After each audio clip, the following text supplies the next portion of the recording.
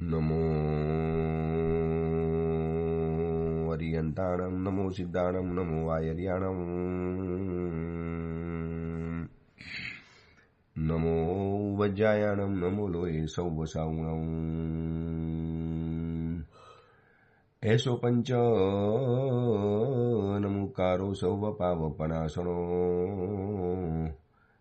મંગલાણમ ચ સૌવેશી બડમમ વૈ મંગલમ. મંગલમ ભગવાન વીરો મંગલમ ગૌતમ પ્રભુ મંગલમ સુલભદ્રાદ્યા જૈન ધર્મોસ્તુ મંગલમ. પ્રવચનનો વિષય છે નવી સવાર નવો વિચાર. આજથી લગભગ 1100 વર્ષ પૂર્વે બનેલો અને આશરે 300 જેટલા નીતિ સૂત્રોથી સુશોભિત નીતિ વાક્યામૃત નામનો આ ગ્રંથ જાણે કે એક વિચારોનું વાવેતર, રોજ એક પોતાની ફરજ સમજી અને આપણને એક નવા વિચારોનું દાન કરે છે. આ દુનિયામાં ઘણા પ્રકારના દાન હોય છે. કોઈ ધનનું દાન કરે, કોઈ સ્મિતનું દાન કરે, કોઈ આપણને જરૂરિયાત પડેલી એવી ચીજોનું દાન કરે, પરંતુ સૌથી શ્રેષ્ઠ દાન અગર કોઈ હોય તો વિચારોનું દાન. એક સારા વિચાર, શુભ વિચાર, ગલત વિચાર નહીં. ગલત વિચાર આપનારી મૂવી કે વેબ સિરીઝ કે સિરિયલો તો ઢગલા બંધ છે. એવા પુસ્તકો, એવું સાહિત્ય, એવી વ્યક્તિઓ પણ ઘણી છે કે જે ખોટો વિચાર મગજની અંદરમાં ઘુસાડી દે. પણ એક સત વિચાર, સારો વિચાર, શુભ વિચાર, સુંદર વિચાર, જરૂરિયાતનો વિચાર, સમયસર વિચાર, આ આપનારી વ્યક્તિ, આપનારા પુસ્તકો કે આપનારા સ્થાન બહુ ઓછા છે. અને એ સમયની અંદરમાં આપણને એક રોજ નવો વિચાર, નવી સવાર ઉગે એની પહેલા સૂર્ય આકાશની અંદરમાંથી ઉગે છે, એવી જ રીતે એક નવો વિચાર પણ આપણી સમક્ષ એક રજૂ કરવાની અંદરમાં આવે છે. તો આ એક નવો વિચાર, રોજ એક સુંદર વિચાર આપણી સમક્ષ આ ગ્રંથ રજૂ કરે છે. મેં કીધું ને, ઘણા પ્રકારના દાન છે, પણ આ ગ્રંથ આપણને એક વિચારોનું દાન કરે છે. એક સરસ વિચાર આપણી સમક્ષ પ્રસ્તુત કરે છે. ગઈકાલ સુધીની અંદરમાં આપણે 4થા નંબરના સૂત્ર ઉપર વિવેચન કર્યું. આજે આ નીતિ વાક્યામૃત ગ્રંથ ચાણક્ય નીતિની સાથે એની તોલે, એની બરાબર, એના લેવલની અંદરમાં, કદાચ એનાથી ઉપર પણ જઈ શકે એવા એક જીવનના સૂત્રો, એવા સિદ્ધાંતો, એવા નીતિ વાક્યો આપણી સમક્ષ રજૂ કરે છે. હવે 5મા નંબરની અંદરમાં, 4થા નંબરમાં જે વાત કરી એને એક અલગ અંદાજથી વાત કરે છે. 5મા નંબરનો એક વિચાર આપણને આપે છે, સ ખલુ મહાન. આ દુનિયામાં એ વ્યક્તિ મહાન છે. સંસ્કૃતના એક સુવાક્યો, એમ લાગે કે કેટલાય સેંકડો શ્લોકોનો એક સાર એક નાનકડા વાક્યની અંદરમાં સમાવી દીધો. અને શ્લોક બનાવવો હજી આસાન, પણ આખા શ્લોકને એક માત્ર વાક્યની અંદરમાં જમાવી દેવો, આ બહુ કઠિન કામ પડી જાય. અને એવો કઠિન કામ કરનારો આ ગ્રંથ આપણને 5મા નંબરનો એક વિચાર આપે છે, સ ખલુ મહાન. આ દુનિયામાં એ વ્યક્તિ મહાન છે, જેને મહાન બનવું છે, જેને બહુ વિશિષ્ટ બનવું છે. તો એ વ્યક્તિએ જીવનમાં શું કરવું પડશે? સ ખલુ મહાન ય આર્તોપી દુર્વચનમ ન બ્રુયાત. એ જ વ્યક્તિને અમે મહાન ગણીએ છીએ. આ ગ્રંથકાર, આ ગ્રંથને બનાવનારા મહાત્મા એમ કે છે, મારી નજરમાં એ જ વ્યક્તિ મહાન છે કે જે વ્યક્તિ પીડિત થવા છતાં પણ, દુઃખી થવા છતાં પણ, તકલીફમાં આવ્યા છતાં પણ, અપમાનિત થયા છતાં પણ, સામેની વ્યક્તિથી તિરસ્કૃત થયા છતાં પણ જેના મુખમાંથી દુર્વચન નથી નીકળતા, એ જ વ્યક્તિ મહાન છે. કેટલો સરસ મજાનો વિચાર આપી દીધો. તમે જોજો, વ્યક્તિને તમે થોડોક પીડિત કરો એટલે એની અંદરમાં શું છે એ આપણને તરત જ ખબર પડી જાય. તમને ખબર છે, એક વ્યક્તિ હાથની અંદરમાં તપેલી લઈને જાય છે, એની ઉપર ઢાંકણું ઢાંકેલું છે. હવે આની અંદરમાં દૂધ છે, આમાં દહીં છે, આમાં છાશ છે, આમાં ગંદકી ભરેલી છે, આમાં સારી વસ્તુ ભરેલી છે, આમાં દારૂ ભરેલો છે. એ આપણને ખબર તો પડે એમ જ નથી, કારણ કે તપેલી છે, એની ऊपर ढक्कन ढका हुआ है, इसके ऊपर ढक्कन रखा हुआ है. हमको पता भी नहीं चलता है कि अंदर में क्या चीज रही हुई है. दूध है, उत्तम वस्तु है या अधम वस्तु है, गलत वस्तु है या बुरी वस्तु है, कुछ भी पता नहीं है. अब पता कैसे चलेगा, मालूम कैसे पड़ेगा? હવે આની અંદરમાં આ વસ્તુ સારી છે કે ખરાબ છે ખબર કેવી રીતે પડે? બસ તમે એને સેજ ધક્કો મારો, એ તપેલીને થોડીક હલાવો, એટલે અંદરમાંથી જે પણ વસ્તુ ઉછળીને હશે બહાર આવશે. સીધી વાત છે ને. ચા ભરેલી હશે તો ચા આવશે, દૂધ ભરેલું હશે તો દૂધ બહાર આવશે, ઘી ભરેલું હશે તો ઘી બહાર આવશે, છાશ ભરેલી હશે તો છાશ બહાર આવશે, કદાચ ગંદી વસ્તુ કાદવ ગંદુ પાણી ભરેલું હશે તો એ પણ બહાર આવશે, દાળ હશે તો દાળ બહાર આવશે, कढ़ी हसे तो कढ़ी बाहर आवશે। जो भी चीज है अंदर में जो है वो मालूम कैसे पड़ेगा, बाहर से तो पता नहीं चलेगा। थोड़ा सा धक्का लगाया, थोड़ा सा हिलाया या थोड़ा सा टकराए અને જેવા તમે ટકરાવ એટલે અંદરમાં જે ચીજ હતી એ ચીજ સીધી બહાર આવી જાય। સેમ મારી અંદરમાં શું ભર્યું છે મને ખબર કેવી રીતે પડે? કોઈ વ્યક્તિ મને ટકરાયો, મારું અપમાન કર્યું, મારો તિરસ્કાર કર્યો, મારી અવહેલના કરી, મારી નિંદા કરી, મારા માટે ખરાબ બોલ્યો અથવા તો મારી સાથે ખરાબ વર્તાવ કર્યો। હવે વ્યક્તિ મહાન છે કે વ્યક્તિ અધમ છે? વ્યક્તિ મહાન છે કે વ્યક્તિ નિકૃષ્ટ છે? વ્યક્તિ મહાન છે કે વ્યક્તિ દુર્જન છે એ ખબર ક્યારે પડશે? બસ યાર આર્તોપી યહ દુર્વચનમ ન બ્રુયાત। જે વ્યક્તિને તમે ધક્કો માર્યો, અપમાન કર્યું, તિરસ્કૃત કર્યો, ગાર આપી, તમે એની ઉપર ગુસ્સે કર્યો, તમે એની સાથે દુર્વ્યવહાર કર્યો, તમે એની સાથે ન કરવા જેવો વર્તાવ કર્યો, છતાં પણ જે વ્યક્તિ દુર્વચન બોલવા તૈયાર નથી, બસ એટલે માની લેવાનું કે આ વ્યક્તિ મહાન છે। બની શકે આવું? તમે જોજો આમ છે ને માણસ, હું સાધુ જીવનમાં છું, પદ્મબોધિ નામનો સાધુ છું, તો હું પણ બહુ સારી સારી વાતો, સુષ્ટુ વાતો, બડી બડી બાતો, अच्छी बातें मैं भी करूंगा। પરંતુ કોઈ પણ વ્યક્તિ અચાનક આવીને મને થપ્પડ મારી દે, અપમાન કરે, ગારાગારી કરે, અબ તું कैसा है सब मुझे पता है, चल बैठ, શાંતિ से બેઠ જા। હવે આવી બધી કંઈ પણ અનાપ શનાપ કંઈ પણ બોલવા માંડે ને, હવે હું મહાન છું કે નથી એ મને ખબર ક્યારે પડશે? મારા મુખમાંથી દુર્વચન નીકળશે નહીં। હવે કેવું છે ખબર છે કે હવે આ મહાન આપણી મહાનતાની પારાશીસી બેરોમીટર, હું મહાન છું કે નહીં એ આપણે કોઈને પૂછવાની જરૂર નથી। ન કોઈ જ્યોતિષીને, ન કોઈ ઉત્તમ મહાત્માને, ન કોઈ સમરસમણી ભગવંતને, ન કોઈ શાસ્ત્રોને જઈને પૂછવાની જરૂર છે, ન પ્રભુને પૂછવાની જરૂર છે। પ્રભુ જ કહે છે કે દોષ સ ખલું મહાન। આ એક આગળનું વાક્ય બહુ મહત્વનું છે। સ એટલે તે, ખલું એટલે ખરેખર। હકીકત મેં વહી વ્યક્તિ મહાન હે, વાકઈ મેં વહી વ્યક્તિ મહાન હે। હકીકતની અંદરમાં એ જ વ્યક્તિ મહાન છે કે જે વ્યક્તિ આર્તોપી, અહીંયા આર્ત શબ્દ છે ને એ મારા હિસાબે અત્યંત મહત્વનો છે। આર્ત એટલે પીડિત, સંસ્કૃત શબ્દ છે। એ પીલાયો, છોલાયો, તકલીફમાં આવ્યો, અપમાનિત થયો, તમે કોકના માટે બહુ કર્યું, ખૂબ કર્યું, આખી જિંદગી તમે કોકના માટે ઘસી નાખી। જાત તમે આમ ચંદન જેમ ઓરસિયા ઉપર ઘસાય અને પોતે ખતમ થઈ જાય, એવી રીતે દીકરા માટે, દીકરીઓ માટે, પતિ માટે, પત્ની માટે, પરિવાર માટે, સમાજ માટે, સંઘ માટે, ધર્મ માટે, રાષ્ટ્ર માટે, જિંદગી માટે, બધા માટે તમે કરી છૂટ્યા, બધા માટે। છતાં પણ તમે પીડિત થયા, છતાં પણ તમને જોઈએ એટલું બહુમાન ન મળ્યું, જોઈએ એટલું તમને કવરેજ ન મળ્યું, જોઈએ એટલું તમને જે પણ મળવું જોઈએ એટેન્શન એ કદાચ તમને ન મળ્યું, એટલે પછી જે દુર્વચન નીકળે ને, આ દુનિયામાં કોઈના માટે કશું કરવા જેવું નથી। શું કર્યું આપણને? શું મળ્યું? જો આ દીકરા માટે જાત ઘસી નાખી, દીકરા જુદા પડી ગયા, જો આ પુત્ર વધુને આપણે આટલી બધી સાચવી, છેવટે એને જાત બતાવી દીધી। આ દીકરી માટે અમે આટલું કર્યું, શું કર્યું દીકરીએ? હવે સામે જોવે છે, લગ્ન કર્યા સારા ઘરની અંદરમાં, ન દીકરીના ફોન આવે, ન વારે તહેવારે સાતા પૂછવા, ખબર અંતર પૂછવા માટે ફોન આવે। આ પતિ માટે કેટલી બધી જાત ઘસી નાખી, એમની બધી જ ઈચ્છાઓ માગી તારે પરિપૂર્ણ કરી, એમને મન ભાવતા ભોજન કરાવી દીધા, છતાંય બસ મારી પડી જ નથી, મને અપમાનિત કરે છે, મને પીડિત કરે છે। હવે કોઈના માટે જિંદગીમાં કાંઈ કરવા જેવું નથી, ફોગટનું કરી નાખ્યું। આના કરતાં ન કર્યો તો વધારે સારું થાત। આવા જે પણ દુર્વચનો નીકળે છે તો માની લેવાનું કે આપણે મહાન નથી। બહુ તકલીફવાળું આ કામ છે।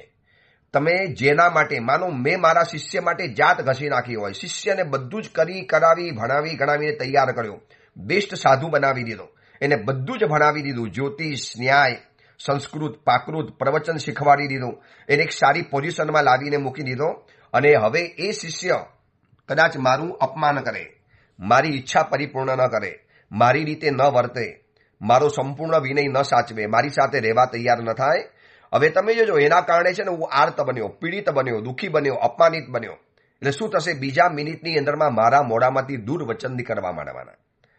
હવે આ દુનિયામાં કોઈના માટે કશું કરવા જેવું નથી, કોઈના માટે નહીં કરવાનું। શું કરીને મળ્યું આપણને? હવે શું થાય છે ખબર છે?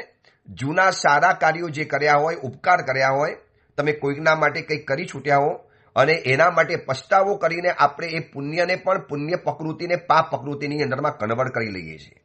કર્મ ગ્રંથનો એક નિયમ જાણવા જેવો છે, બહુ ધ્યાનથી સાંભળજો.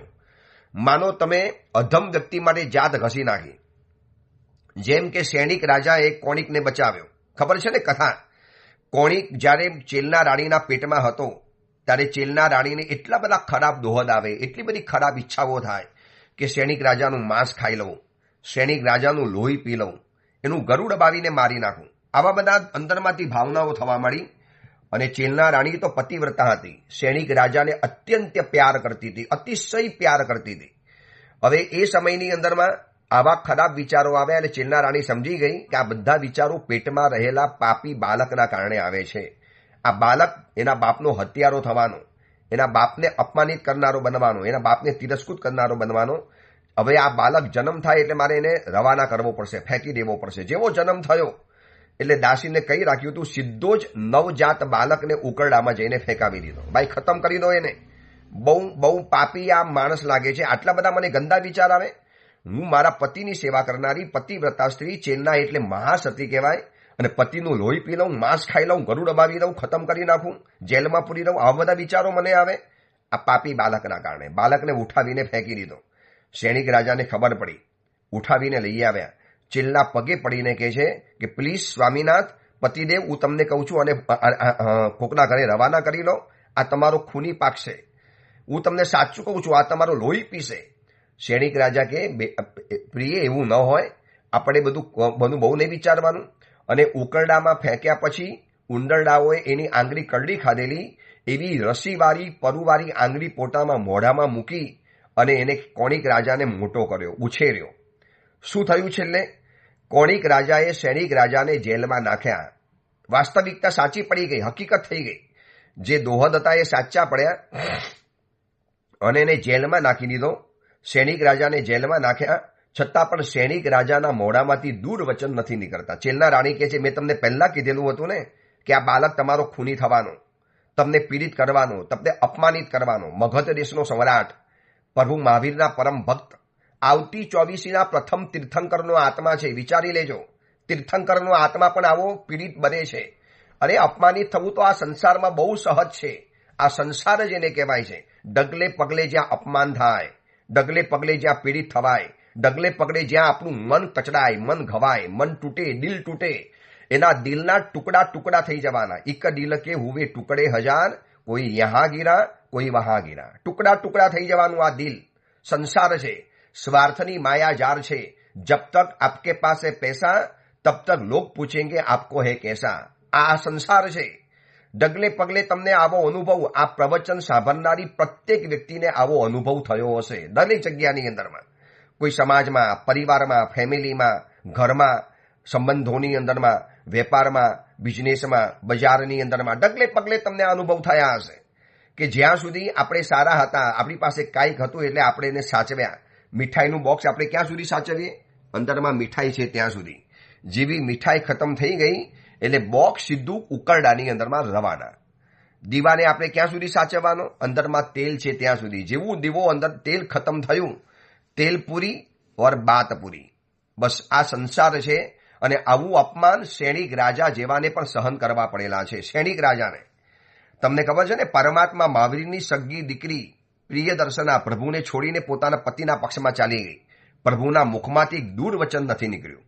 અને સૈનિક રાજા આવતી 24નો તીર્થંકરનો આત્મા છે. આપણે તો તીર્થંકરનો આત્મા નથી ને, તો અપમાનિત કેમ આપણે આટલા બધા દુર્વચન બોલીએ છીએ? મારી નાખું, ખતમ કરી નાખું. શું સમજે એના મનની અંદરમાં? રાય ટુકડા કરી નાખીશ, મારી આખી જિંદગી બરબાદ કરી નાખી, ખતમ કરી નાખી. માતા પિતાને કાઢી મૂક્યા, અનાથ આશ્રમમાં મૂક્યા, અને પછી કોઈ સંબંધી મળે, અરે તમે અહીંયા આ દીકરાના કારણે, આ દીકરાને અમે શ્રાપ આપીએ છીએ, નખો જ જાય, એનું ખતમ થઈ જાય, ખરાબ થઈ જાય. જો સીધું જ મોઢામાંથી શ્રાપ નીકળે છે. શ્રાપ એટલે દુર્વચન. નખો જ જાય, એની જિંદગી બરબાદ થઈ જાય. અમારી આંતરડી કકડાવી છે ને, એના પણ દિવસો આવશે, એને પણ અરે એવા શબ્દો મોઢામાંથી નીકળે કે આમ લાગે કે ભાઈ તમે આટલા બધા અધમ કક્ષામાં ઉતરી જશો. સામેની વ્યક્તિ જઘન્ય છે, એને અપરાધ કર્યો, સ્વીકાર્યું. એને માતા પિતાના ઉપકારોને ભૂલી અને અનાથ આશ્રમમાં તગેડી મૂક્યા, સ્વીકાર્યું, માની, બાત માની. પણ એની સામે આપણે તો મહાનતા બતાવવી પડશે ને. રોડ ઉપર કૂતરો આપણને ભસે તો આપણે ભસવા જઈએ છીએ. રોડ ઉપર ગધેડો આપણને લાત મારે આપણે લાત મારવા જઈએ છીએ. મચ્છર આપણને કરડવા માટે આવે છે, આપણે એને બચકા ભરવા જઈએ છીએ. ભાઈ, હું મોટો છું, મહાન છું, મારી ભૂમિકા અલગ છે. જોઈ લો, બધા મહાપુરુષો પીડિતમાં પીડિત થયા, અપમાનિત થયા, ત્રાસ થયો, જીવતા ચામડી ઉતરી, માથા ઉપર સગડી મુકાવી, ઘાણીમાં પીલી નાખ્યા, કાનમાં ખિલ્લા ઠોકી દીધા, સાપે આવીને ડંખ માર્યા, એક રાતમાં 20 ઉપસર્ગો ભગવાન મહાવીર ઉપર વરસાવી દીધા સંગમ દેવતાએ, અને 6 મહિના પરેશાન કર્યા. છતાં પણ પરમાત્મા મહાવીર દૂર વચન બોલવા તૈયાર નથી. ઉપરથી આંખમાંથી આંસુ વહાવ્યા. ઈશદ બાસપા ધ્રયો ભદ્રમ શ્રી વીરજીને નેત્રયો. આ પંક્તિ એટલી બધી મહાન છે. હું તો તમને કહું, એક સૂત્રો જ્યારે મેં વાંચ્યા ને ત્યારે મને એમ થયું કે આ ઓડિયો પ્રવચનમાં ખરેખર આ જ ગ્રંથ લેવા જેવો છે. ઘર ઘરની આ કહાની છે. દરેક ઘરમાં પીડા છે, દરેક ઘરમાં તકલીફ છે, દરેક ઘરમાં અપમાન છે, દરેક ઘરની અંદરમાં ઉપકારોને ભૂલી જવાની વાત છે, દરેક ઘરની અંદરમાં માતા પિતાઓ પરેશાન છે, દરેક ઘરની અંદરમાં વડીલો હેરાન છે, દરેક ઘરની અંદરમાં સ્ત્રી વર્ગ પરેશાન છે. હવે દુઃખી તો બધા જ છે. પછી દૂર વચન નીકળ્યા કરે, ખરાબ કર્યું, ખોટું કર્યું, શું કામ કર્યું આ લોકો માટે? મારી જાત ઘસી નાખી, મારી યુવાની બરબાદ કરી નાખી. મારે તો દીક્ષા લેવી હતી, પણ આ લોકો માટે મેં દીક્ષા ન લીધી. શું મળ્યું મને? આ બધા માટે ખોટું કર્યું. બેન, હવે ખોટું બોલો છો ને એટલે તમે બધું જ કરેલી પુણ્ય પ્રકૃતિ તમારી પાપ પ્રકૃતિમાં ટ્રાન્સફર થઈ જાય છે. આ કર્મ ગ્રંથનો નિયમ છે. મેં પેલા શુભ વિચાર કર્યો, એનાથી મને પુણ્ય બંધાયું. પછી મેં પાછળથી પસ્તાવો કર્યો, એટલે એના કારણે ઉત્પન્ન થયેલું મારું પુણ્ય હવે પાપ પ્રકૃતિની અંદરમાં કન્વર્ટ થઈ જવાનું, જેને સંક્રમણકરણ કહેવાય છે. સંસ્કૃત ભાષાની અંદરમાં સંસ્કૃત ભણ્યા હશે એને ખબર હશે કે સંક્રમણકરણ કોને કહેવાય. આવા ઘણા અલગ અલગ કરણો આવે છે. મારું પુણ્ય પ્રકૃતિ પાપ પ્રકૃતિની અંદરમાં કન્વર્ટ થઈ ગયું. હવે ઉપકાર કર્યો છે તો હવે એની અનુમોદના કરો. કદાચ અયોગ્ય વ્યક્તિ ઉપર ઉપકાર થઈ ગયો અને એ તમને ભૂલી ગયા, એને તમને સાઈડમાં કરી દીધા. તમને એક વાત બતાવું, મેં હમણાં ગુજરાતી પુસ્તકમાં એક સરસ મજાની વાત વાંચી કે કેટલીક વ્યક્તિઓની હાલત કઢીમાં રહેલા મીઠા લીમડા જેવી હોય છે. તમને ખબર છે, લીમડો 2 પ્રકારનો આવે, મીઠો અને કડવો. મીઠો લીમડો છે ને ક્યારેક દાળમાં નાખે, કઢીમાં નાખે છે, એનાથી થોડીક કદાચ સ્વાદ આવતો હશે, મીઠાશ આવતી હશે. હવે તમે જોજો, એને પોતાની જાતને ઉકારી દીધી, આખો ને આખી પોતાની મીઠાશ એ ભોજનની સામગ્રીની અંદરમાં ભેળવી દીધી. હવે જ્યારે આપણે જમવા માટે બેસું ને એટલે સૌથી પહેલા લીમડાને આપણે સાઈડમાં ફેંકી દેવાના. ઓલાને થાય, યાર મેં મારી જાત બારી નાખી, જાત ઉકારી દીધી, આને મીઠાશ આપી દીધી, ઝાડ ઉપરથી મેં તૂટી મારું બલિદાન કર્યું, મારું સર્વસ્વ સોંપી દીધું, હવે મને ઉચકીને ફેંકી દીધો, કચરામાં નાખી દીધો. દોસ્ત, આ જ થવાનું. મીઠા લીમડા જેવી ઘરની અંદરમાં કેટલીક વ્યક્તિઓની હાલત છે કે એને પોતાની મીઠાશ આખા પરિવારમાં ભેળવી, પરિવારની મીઠાશના કારણે પોતાની જાતનું બલિદાન દઈ દીધું. હવે જ્યારે બધું જ કરવાનો વારો આવશે ત્યારે એને સાઈડમાં મૂકી દેવાના. શું કરશું આપણે ખબર છે ને? ભોજનમાં જ્યારે જશું ત્યારે લીમડાને સાઈડમાં ફેંકી દઈશું. હવે એનો રસકસ નીકળી ગયા, એનો સ્વાદ આવી ગયો. હવે એ નકામું છે, ભાઈ ફેંકી દો. હવે એને ઉચકે મોઢામાં કદાચ આવી ગયું હોય ને તો થૂથું કરીને ફેંકી દેશે. કોઈ એમ નહીં વિચારે કે ભાઈ આ મીઠા લીમડાએ પોતાની જાત ઘસી નાખી છે. બસ આ જ છે. મીઠા લીમડા જેવી હાલત દરેકની થવાની. એને પરિવાર માટે, સંઘ માટે, સમાજ માટે, ઘર માટે, બધા માટે બધું કર્યું, પણ પુણ્ય ઓછું પડ્યું અને અપમાનિત થયા. જોઈએ એટલું કવરેજ ન મળ્યું, જોઈએ એટલું એટેન્શન ન મળ્યું, જોઈએ એટલી તમારી અનુમોદના ન થઈ, જોઈએ એટલી તમારી કદર ન થઈ. આ બધું થવાનું, સહજ થવાનું. કોઈ જાણી જોઈને કરે કે કોઈ ભૂલી જાય. હવે એવા સમયમાં શું થાય ખબર છે? બીજા બધાના જય જયકાર થયા, હાર તોરા થયા, અને પોતે પાયાથી ઊભા છીએ ત્યારે એની કોઈ ભાવ પૂછવા નથી આવતું. અને અંદરમાં જે ઝાર લાગે, જે આર્ત બને ને, દુઃખી બને, પીડિત બને, અને પછી જે દૂર વચન નીકળે એના મોઢામાંથી, જેને સરસ્વતી કહેવાય, ગાર, એવી ગારો નીકળે, એવા ખરાબ વાક્યો નીકળે.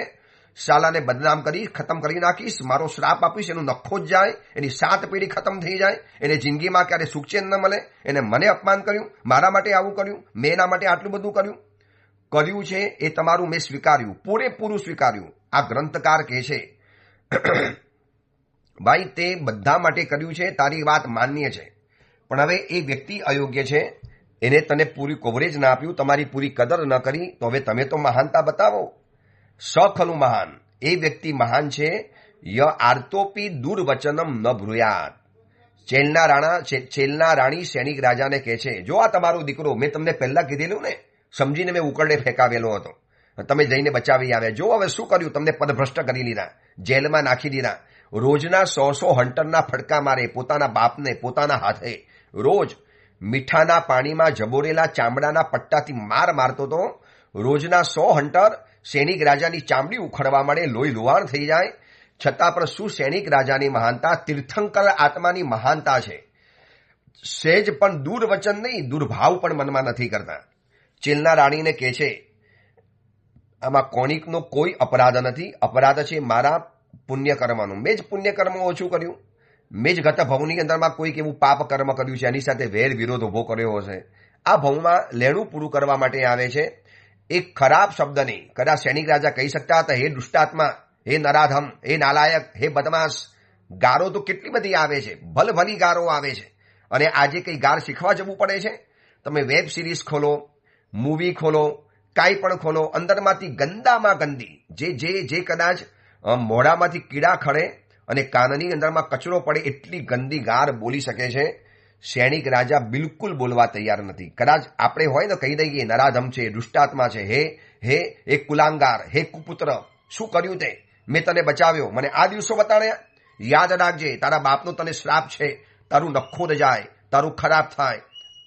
આવો એક પણ જાતનો શ્રાપ સૈનિક રાજા બોલવા તૈયાર નથી, કારણ કે તીર્થંકરનો આત્મા છે, બહુ ઉત્તમ આત્મા છે. સ ખલુ મહાન ય આર્તોપી દુર્વચનમ ન બ્રુયાત. એ વ્યક્તિ જ મહાન છે કે જે પીડિત થવા છતાં પણ દુર્વચન મોઢામાંથી કાઢતો નથી. શું મજાની વાત કરી દીધી. આ મહાનતા સુધી પહોંચવા માટે કદાચ મને તમને 7 ભવ લાગશે, કારણ કે સહેજ આપણું અપમાન થયું અને બધું જ કર્યા પછી પણ જ્યારે અપમાન થાય છે ને, ત્યારે અપમાન આપણે સહન નથી કરી શકતા. આપણા મનની અંદરમાં એટલું બધું અંદરમાંથી આમ ઝાર લાગે, આગ લાગે, દાવાનળ લાગી જાય, સળગી જઈએ, અને પછી જે મોઢામાંથી દુર્વચન નીકળે છે, કચડ્યા પછી ફૂલ સુવાસ છોડતું નથી, પીલાવા છતાં પણ શેલડી સ્વાદ આપે છે, ઘસાયા પછી પણ ચંદન ઠંડક આપે છે, કપાયા પછી પણ વૃક્ષ આપણને સાચવે છે, આપણને કામ લાગે છે. કોયલને પથ્થર મારો છતાં પણ એ પોતાની મીઠાશ સ્વર એ છોડતી નથી. એવી જ રીતે સજ્જન વ્યક્તિ પીડાય, અપમાનિત થાય, સામેની વ્યક્તિ એને અન્યાય કરે, આ બધું જ કરે છતાં પણ એ પોતે દુર્વચન ગાર બોલતો નથી. એના માટે ખરાબ વાતો કરવી, એના માટે ખરાબ બોલવું, કોઈ કહેતા કોઈ નથી કરતો. બહુ મહત્વની સૂત્ર છે આ. આજે પણ વિચારીશું, આવતીકાલે પણ આની ઉપર વિચાર કરવો છે. મેં જ્યારે આ વાંચ્યું ત્યારે છે ને મને એમ થાય કે ચલો પહેલા કરતાં બીજું સૂત્ર મહાન, બીજા કરતાં ત્રીજું શ્રેષ્ઠ છે, ત્રીજા કરતાં ચોથું, એમ એક પછી એક સૂત્ર જોવા જવું ને ત્યારે આ 5મા નંબરનું લાગે છે કે આપણને જીવનનો નીતિ પાઠ શીખવાડે છે. આપણને સમજાવે છે કે સામેની વ્યક્તિ અપરાધ કર્યો, કબૂલ, એને ગુનો કર્યો, કબૂલ, એને તમારી સાથે અન્યાય કરીને ખોટું કર્યું, આ બધી જ વાત બરોબર છે. એને ખોટું કર્યું છે એ અમે સ્વીકારીએ છીએ, પણ એની સામે તમારે તો મહાનતા જ બતાવવી પડે. શું કર્યું પરમાત્મા મહાવીરે?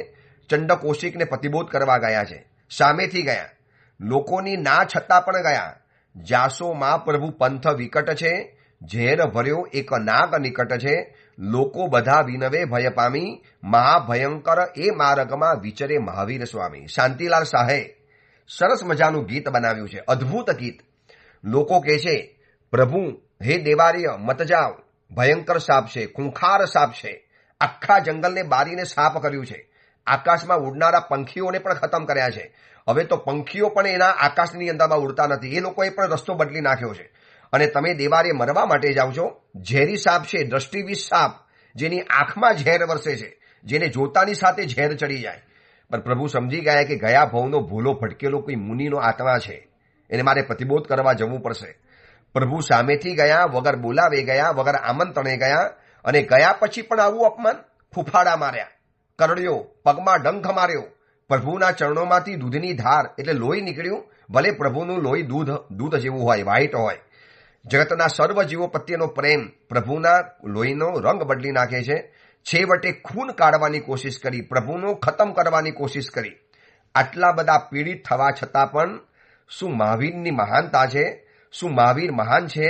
આપણને મળેલા પ્રભુ મહાવીર કેટલા ઉત્તમ છે, કેટલા મહાન છે. પ્રભુના મોઢામાંથી દુર્વચન તો નથી નીકળ્યા, ઉલટાના આશીર્વચન નીકળ્યા. બુજ્જ ચંડકોશિયા, હે ચંડકોશી પ્રતિબોધ પામો. તમે તમારા જાતને સમજો, શું કરી રહેલા છો, જરા જાતનું નિરીક્ષણ કરો. તમે શું કરો છો? તમે ગયા ભાવમાં સાધુ હતા, મુનિ હતા.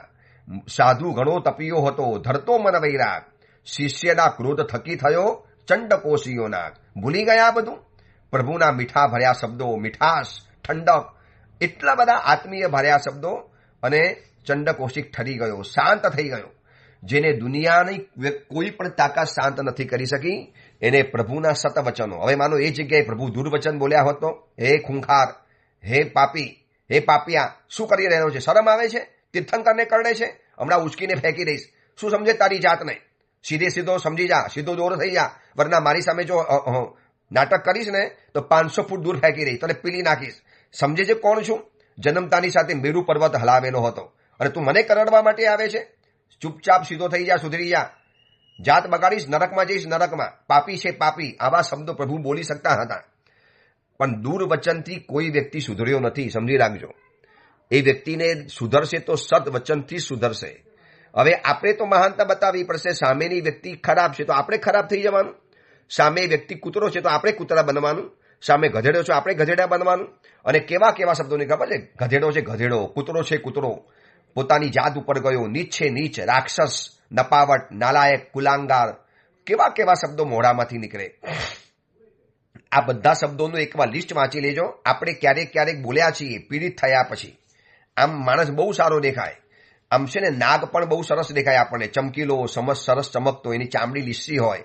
પણ તમે એને સહેજ લાકડી મારો, પથ્થર મારો, અને પછી જે ફૂફાડો મારીને જે ખડો થઈ જાય ને, બસ આપણે પણ આવા જ છીએ. આમ કેવા સરસ દેખાવાય, ઉપર કેવો તમને શાંત દેખાવ. પદ્મબોધી મારા સાહેબ કેવા સરસ વ્યાખ્યાન આપે, કેવા સરસ શાંત. એ બધું છે ને શાંત છે, પણ અંદરમાં બેઠેલો એક નાગ છે. સહેજ પથ્થર આવ્યો અપમાન થવાનો, અને પછી આપણે જે ફૂફાડા મારીને દુર્વચન જે બોલવાના શરૂ કરીએ છીએ, એ કદાચ આપણને પછી એ પૂજાના વસ્ત્ર હોય એમાં પણ બોલે. શત્રુંજયમાં ગયા એમાં પણ બોલે. શત્રુંજયમાં ગયા, લાઈનમાં ઊભા રહ્યા હોય, બરોબર પહેલા ઉઠી વહેલા પહોંચી ગયા, અને સૌથી પહેલી પોતાની થાળી મૂકી દીધી આદિના દાદાના દરબારની બહાર. એમાં કોઈ દુષ્ટાત્મા આવ્યો અને એને તમારી થાળી હટાવી દીધી અને પોતે બેસી ગયા. હવે શત્રુંજય જેવું તીર્થ, પૂજાના વસ્ત્રો, શાશ્વત તીર્થ, જ્યાં આવીને જગતના સર્વ જીવોએ સર્વ કર્મોનો ક્ષય કર્યો, અને આપણે ત્યાં ગારાગારી કરી, દુર્વચન બોલી. એ તેરા બાપ કી જગહ है क्या? તું પહેલે આયા था, મેં પહેલે આયા था. શત્રુંજય તીર્થમાં જ્યાં અનંતા જીવો મોક્ષમાં ગયા, કાંકરે અનંતા જીવો મોક્ષમાં ગયા છે, એ જગ્યામાં પણ દુર્વચન આપણે બોલી શકીએ છીએ. હવે મહાન બનવું હશે તો આ છોડવું પડશે. હવે આના રસ્તા છે એ આપણે આવતીકાલે વિચારીશું કે કેવી રીતે શાંત રહેવું આ પરિસ્થિતિમાં. બહુ કઠિન છે. મેં મારા શિષ્ય માટે, તમે તમારા પુત્ર માટે, તમે તમારા પરિવાર માટે, મેં મારા સમુદાય માટે આખી જાત ઘસી નાખી, સર્વસ્વ સોંપી દીધું. મેં મારી જાતને નિગ્લેક્ટ કરી લીધી, બધું જ કરવાનું કરી લીધું, અને મેં એમાં ઘણું ગુમાવ્યું. છતાં પણ મને સિરપાવ ન મળ્યો, મુझे इनाम न मिला, मेरी कद्र न हुई, मेरा बहुमान न हुआ, मुझे कवरेज नहीं मिला, मुझे एटेंशन नहीं मिला. તો એ સમયની અંદરમાં જો દુર્વચન નીકળતા હોય તો આપણે મહાન નથી. સખલું મહાન ય આર્તોપી દુર્વચનમ ન બ્રુયાત. એ જ વ્યક્તિ મહાન છે કે જે વ્યક્તિ દુઃખી થવા છતાં પણ મુખમાંથી ગાર નથી બોલતો, ખરાબ વચનો નથી બોલતો. અને આજે તમે જોજો સભ્ય ગણાતા સમાજની અંદરમાં જે ગાર બોલવાના જે રિવાજ શરૂ થયા છે ને, પત્નીઓ આવીને કહે છે કે સાહેબ આ તમારી પાસે આવનારા પતિ અમને રાતના જે ગારો આપે છે સાહેબ, તમે સાંભળી ન શકો. છોકરીઓ કહે છે સાહેબ અમે જેને બોયફ્રેન્ડ ગણ્યો, અમે જેને અમારું સર્વસ્વ સોંપ્યું, અમે જેની સાથે જિંદગી જોડવાના સપના જોતા હતા, સાહેબ સહેજ એને અપમાનિત થયો, એને ફોન ન ઉપાડ્યો, કંઈક એની ઈચ્છા પૂરી ન કરી, અને જે ગારાગારી કરે છે. સુરતની અંદરમાં આ વખતે ત્રિકમનગરમાં ચાતુર્માસ હતું, ત્યાં યુવા યુવતીઓ ખૂબ આવતા હતા પ્રવચનોમાં, શિબિરોની અંદરમાં ખૂબ નવા લોકો જોડાયા. અને એ લોકોએ જ્યારે વાત કરી કે સાહેબ આપ જે શિબિરમાં કહો છો, દુર્વચન તો જાણે અમારા મોઢામાં આમ છે ને રમતા હોય છે, તોરણ બાંધેલું હોય છે દુર્વચનોનું. સહેજ પીડિત થયા નથી, અને ગારાગારી, સ્કૂટર ટકરાયું નથી. અને મારા સાહેબ અમે જે ગાર બોલી ને રોડ ઉપર, અને છોકરાઓ તો બોલે, હવે છોકરીઓ પણ ગાર બોલવાની શરૂ કરી દીધી. છોકરીઓએ જે આવતીકાલે માં બનવાની છે, જેની કુખમાં ભારત દેશનું ભવિષ્ય પાકવાનું છે, જેના કુખની અંદરમાં જીન શાસનનું ઉજ્જવલ ભવિષ્ય પાકવાનું છે, એવી છોકરીઓ પણ ગાર બોલવામાં હવે પાછળ નથી રહી. સ્કૂટી ટકરાઈ ગઈ, એક્ટિવા ટકરાયું, કોઈક જગ્યાએ છોકરીનું અપમાન થયું અને પછી એ છોકરી જે સરસ્વતી વહાવે મોઢામાંથી, સાહેબ તમે સાંભળી ન શકો. કોલેજની અંદરમાં, સ્કૂલના કેમ્પસની અંદરમાં આપસમાં છોકરાઓ જે વાત કરે, નાનકડા છોકરાઓની શિબિર કરીએ અને એમાં જ્યારે ગારોનો ટોપિક કાઢું અને પછી છોકરાઓ કે સાહેબ આ પણ બોલે છે, ઓલો કે આ પણ બોલે છે, ઓલો પણ કે આ બોલે છે, એકબીજાની જ્યારે પોલ ખોલે ત્યારે ખબર પડે કે ઓહો, દુર્વચન તો જાણે કે આમ કોમન બની ગયા છે. કોમન ગાર બોલવાની જાણે કે ફેશન બની ગઈ છે સભ્ય સમાજની અંદરમાં. ક્યાં જઈને અટકશે આ બધું? આ બધી મહાનતાની નિશાની નથી. મનુષ્ય બહુ મહાન છે તો એ ભવની અંદરમાં મહાનતા બતાવવી પડશે અને મહાનતા એને જ કહેવાય છે સખલું મહાન. એ મહાન છે. જોજો સ્ટેટમેન્ટ જોજો, એક કેટલું મજાનું સ્ટેટમેન્ટ આપી દીધું. સખલું મહાન, એ મહાન છે. ય આર્તોપી દુર્વચનમ ન બ્રુયાત. એની સાથે અન્યાય થયો, અપમાન થયું, ખરાબમાં ખરાબ વર્તાવ થયો, ગંદામાં ગંદુ થયું, છેલ્લી કક્ષાનું એની સાથે વર્તન થયું, છતાં પણ એ વ્યક્તિ દુર્વચન તો બોલવા તૈયાર નથી. શું કામ મારે દુર્વચન બોલવાના? એની સજા મારે ભોગવવાની. અપમાન સામેની વ્યક્તિએ કર્યું, ખરાબ એને કર્યું, ગુનો એને કર્યો અને દુર્વચન બોલીને હું ગુનેગાર બની જાઉં. અને તમને ખબર છે એ વ્યક્તિને શું મહાનતાનો શિરપાવ મળે છે? દીકરો અપમાન કરે છતાં પણ માના મોઢામાંથી મધુરા શબ્દો નીકળે, પતિ અપમાન કરે છતાં પણ પત્નીના મોઢામાંથી તો પ્યાર ભરા શબ્દો નીકળે. જોજો સીતાનું અપમાન થયું, આવતીકાલે બતાવીશ, છતાં પણ રામ માટે ખરાબ વચન બોલવા તૈયાર નથી. હું તમને કથા બતાવીશ આવતીકાલે રામ અને સીતાની. શું આ દેશની સંસ્કૃતિ હતી, પરંપરા હતી અને આવા નીતિ વાક્યામૃત ગ્રંથો આપણને શીખવાડે છે દોસ્ત આ જીવનની નીતિ છે. આ બધી પશ્ચિમની સંસ્કૃતિ છે, ગારાગારી કરવી, ખરાબ વચનો બોલવા. નો, એ બોલવા જેવા નથી. ચલો એ અંગેની બીજી મહત્વની વાત આપણે આવતીકાલે કરીશું. એટલો અદ્ભુત ગ્રંથ છે, એટલો સરસ મજાનો ગ્રંથ છે. અને બીજું બધું છોડો, આ પ્રવચન છે ને ખાસ તમારા દોસ્તોમાં, મિત્રોમાં, સર્કલમાં ખૂબ વાયરલ કરો. હજારો લોકોને વાયરલ કરો. કારણ કે આ તકલીફ ઘર ઘરમાં છે. આ ગારાગારી બોલવાની, ગાર બોલવાની એક ફેશન કે ગાર બોલવાની કુટેવ કે કુઆદત લગભગ દરેક વ્યક્તિમાં આવી ગઈ છે, સારા ઘરમાં વ્યક્તિમાં. બીજા બધા પ્રવચન છોડો પ્લીઝ. આજનું પ્રવચન અને આવતીકાલનું પ્રવચન એ મોકલવાનું ભૂલતા નહીં. એને કહેજો દોસ્ત એક વખત સમય કાઢીને સાંભળજે, આ પ્રવચન ખાસ સાંભળજે. બસ મારો આટલો આગ્રહ છે. બીજું બધું ન સાંભળે તો કાંઈ નહીં. એને એટલું તો લાગશે યાર હું મહાન તો નથી, મારે મહાન બનવું હશે તો ખરાબ વચન તો નથી. તમે એને ખુલાસો કરો, જઈને કહો, એને ના નથી કહેવાની, પણ ગાર બોલીને નહીં, દુર્વચન બોલીને નહીં. ચલો એ અંગેની બીજી મહત્વની વાત આપણે આવતીકાલે કરીશું. ફરી વખત મારો આગ્રહ રહેશે કે પ્લીઝ આજનું પ્રવચન અને આવતીકાલે જે પ્રવચન થવાનું છે એ પ્રવચન ખાસ લોકોને મોકલજો. લોકોને કહો કે ભાઈ એક નવા વર્ષનું પહેલું પ્રવચન છે, 1 તારીખ 1/1/2024. હવે એક નવું વર્ષ બેસી ગયું તો નવા વર્ષે આટલો સંકલ્પ કરો કે આ વર્ષે દુર્વચન તો નથી જ બોલવા, ગાર તો નથી જ બોલવી, નેવર, કુછ ભી હાલત મેં. બસ એ અંગેની બીજી વિશેષ વાત આપણે આવતીકાલે કરીશું. એ જ મંગલ કામના, મંગલ ભાવના. જીનાગના વિરુદ્ધ કાંઈ પણ બોલાયું હોય તો મિચ્છામી